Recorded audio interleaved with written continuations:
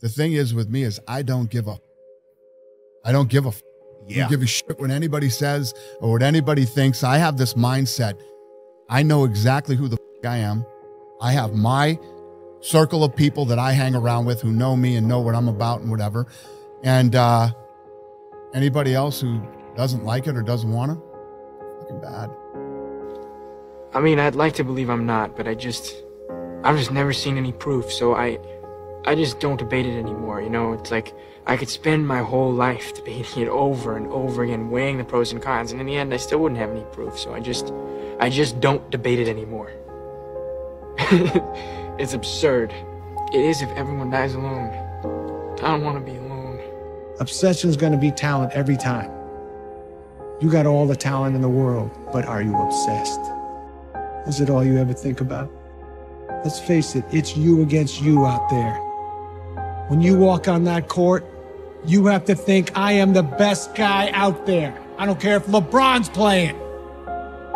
So let me ask you again, do you love this game? There is a difference between passion and obsession. When you're passionate, everybody cheers you on. They're stoked for you. Oh, you found your passion? Awesome. Follow your passion. Live with passion. Be passionate. Chase your passions. Everything, like passion. Passion's good. Like, the world's gonna be like, yay, passion, right?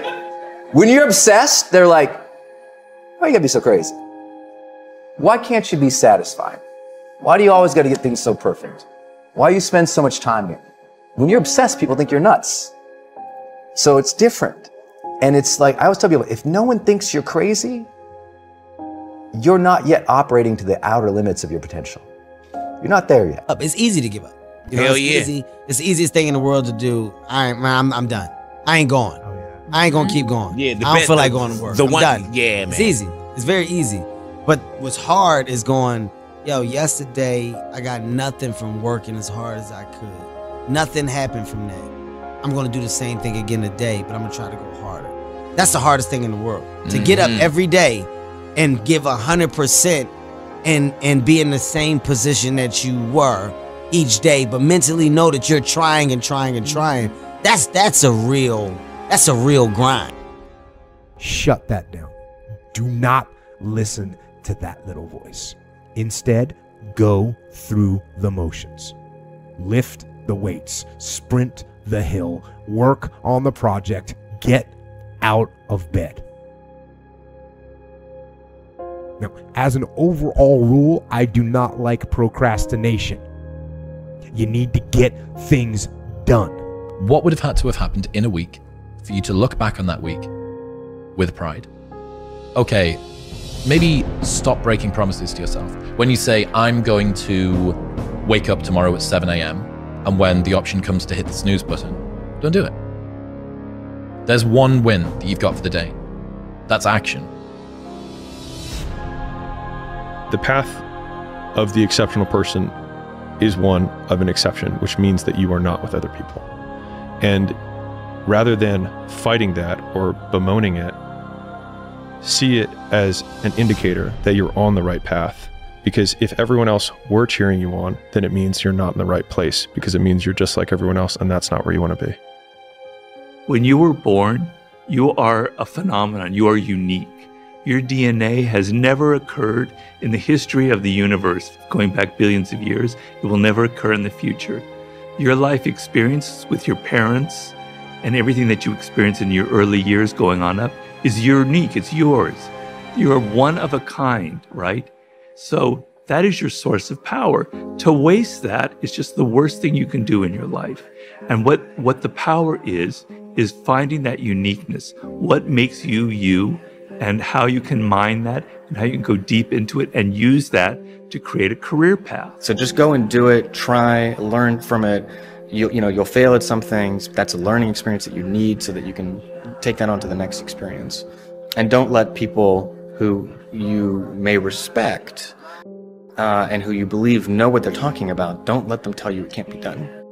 Because often they will tell you it can't be done, and it's just because they don't have the courage to try it. These sort of cornerstones that I think classic masculinity are super, super important, but equally important is being kind, is being empathetic, is to stand up for somebody who has less rights than you, somebody who's being picked on, somebody who's being put into the corner, somebody who's just sad. When it comes to like individuality, right? Yeah. What is a good way for people to start to get to know themselves? Does it make sense to you what I'm asking? Yeah, it does. Well, I keep coming back to something that I tell a lot of people I think is very important, is the desire to know yourself. If you cannot obtain from the world that which you really desire, you must teach yourself not to want it. If you cannot get what you want, you must teach yourself to want what you can get. So people are very good at faking it. And you could be out there listening and go, yeah, I kind of want to know myself better. Okay, let me get online and get, they just forget about it because the other forces are stronger than that. You have to have a level, that if you're in recovery, a level of disgust.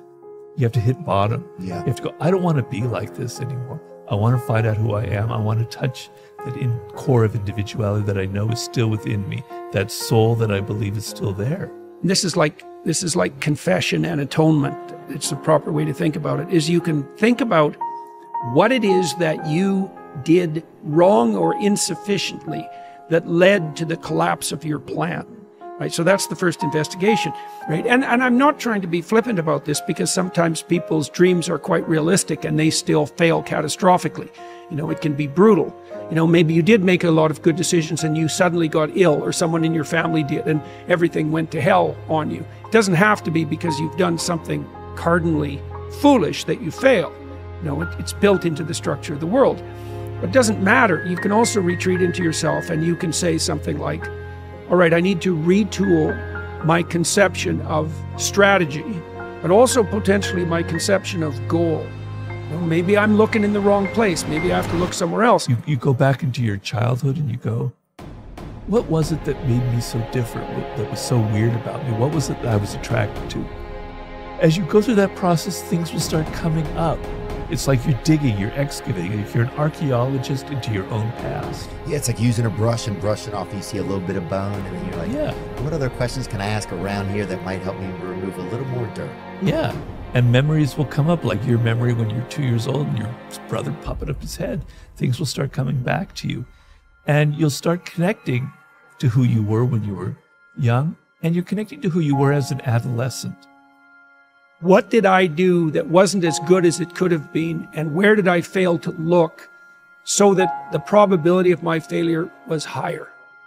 Now, to ask that question, you have to want the answer. That's what it means to knock or to ask or to seek. This is no joke. It's like you have to want to know. And it's a very painful thing to do, because especially if you had given it your all to the degree you were able, and you have reason to be bitter, you're going to be searching for the errors that you still made. And discovering your own errors is always extremely painful, right? You have to have the desire. If there's no desire there, if you're just mimicking, if you're just saying it just for the sake of it because it sounds good, I can't help you. But if it's still there, yeah, you want to start by, there are many paths you can take. A very good path is to take a journal and start journaling. Right? And writing down your thoughts and writing down your dreams. And when I say that, I say, don't do it on a computer. I know a lot of young people don't know how to handwrite anymore, but pick up a pen. I still handwrite a lot of things. Pick up a pen and a journal and write it down. And so you have to be willing to strip yourself down. That's what humility means fundamentally. And then, but the advantage is, this is why it's so useful to listen to people. You might find out where you're stupid, and then you could stop being stupid. And so one of the reasons you confess your sins, let's say, is because you want to discover where you're insufficient. Now, it's painful. It's painful to encounter an impediment in the form of someone else's opinion that might show you where you're blind and ignorant, or willfully blind even. But the advantage to that is you can rectify the error, and then as you move forward, you're stronger. So there's a gospel statement that's very relevant to this. So Christ tells his followers that if they knock, the door will open. If they ask, they'll receive. And if they seek, they'll find.